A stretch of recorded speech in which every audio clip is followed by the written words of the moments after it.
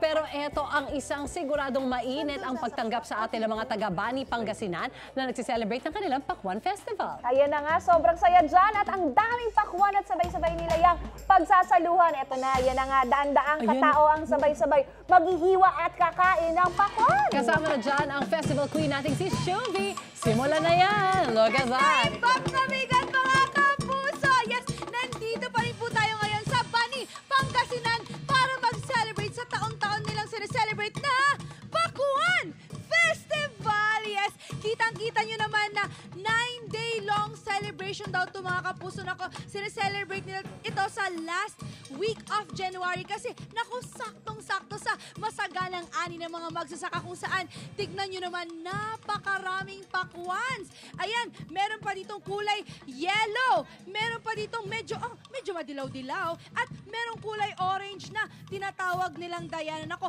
marami pang iba't ibang klase ng pakwan kagaya ng eclipse na nakikita nyo naman kulay green ang nasa labas pero sa loob po yan ay yellow ang makikita. Meron pang abi kung saan green na may mga stripes siya mga kapuso pero ang loob niyan ay kulay red naman. Meron ding Helen na kung saan green na green pero pag bukas niya mga kapuso nako kulay orange po yung laman. Victoria naman yellow na yellow din ang laman at syempre hindi magpapatalo ang pinaka-common sa lahat at pinakasikat na buffalo na red usually yung nasa loob. Kamakailan nga lang mga kapuso ay nag-celebrate sila ng pinaka-contest kung saan lahat ng tanim ng mga magsasaka ay bidang-bida po mga kapuso at ang nanalo ay walang iba kundi ang pakwan na ito. Grabe, ito daw ay totoo nga, 14 kilos ang bigat nito mga kapuso kaya tamang-tama na siya ang nanalo. Nako, congratulations sa'yo. Parang bigat-bigat nito mga kapuso. Pero bukod dyan, marami pa pong activities na nangyayari dito sa Bani, Pangasinan. Isa na nga dyan ang fruit carving na kung saan nandito nakikita po natin ang iba't ibang estudyante sa Bani na nagka-carve. Ayan, meron tayo. Kuya, ano pong pangalan natin? Raymark si Anama po. Yes, ano ba ang konsepto ng carving mo dyan? Flowers po. Flowers. Kitang-kita po natin yung mga flowers. Talagang nagpapatamis sa mga taga-Bani, Pangasinan. Parang feel ko tuloy sweet na sweet sila dito. Nako, sabi nga daw nila, kaya daw matamis ang pakwan ng mga taga-Bani, Pangasinan dahil ang tubig daw na ginagamit mga kapuso ay kalahating tubig alat at tubig tabang. Kaya naman, tingnan nyo naman, matatamis talaga. At nakikita nga po natin dito ngayon ang napakahabang grand mass slicing at pakwan kung saan meron tayong 410 participants na may habang 100 meters na umabot po ng 1,200 kilogram na pakwan. Naku mga kapuso, handa na ba ang lahat? Simulan na natin ang grand mass slicing and eating in 3, 2, 1, go!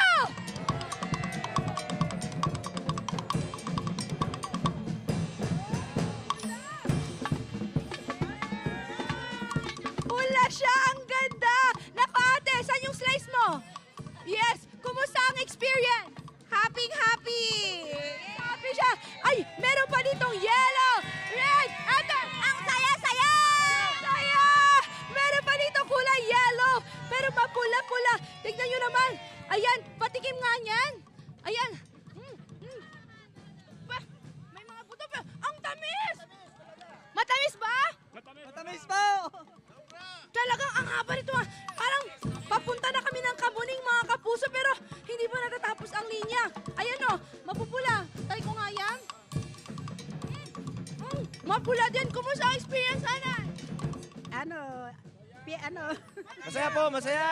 Alam mo, naku mga kapuso, marami pang adventures ang matutunghayan nyo dito dahil ayan o, hindi pa tapos ang linya. Ayan o, tingnan nyo naman. Ayan, tingnan nyo. Hindi pa tapos. Ayan, madam.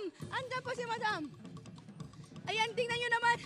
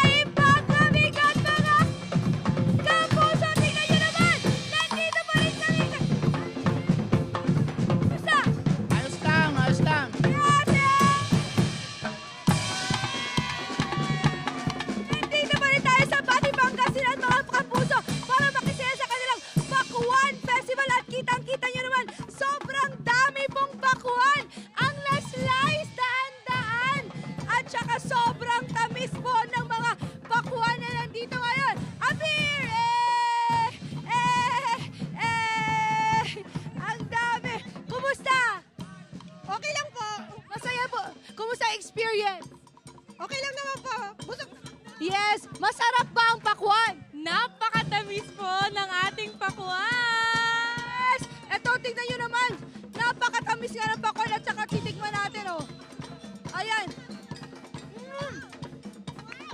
Talagang feel namin ang Pakwan Festival dito sa Bani, Pangasinan. Kaya naman, ay tayo lahat dyan!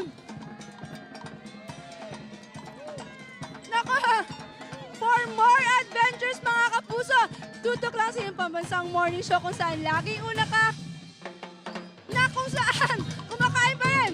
Oh, kumusta? Sarap! Harap? Anong tawag dyan? Pakwan.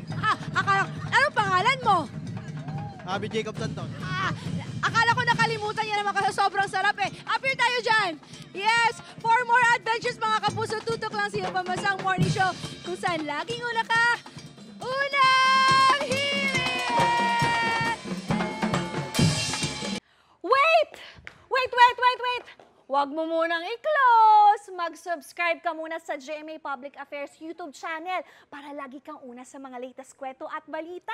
At syempre, i-follow mo na rin ang official social media pages ng Unang Hirit. Thank you!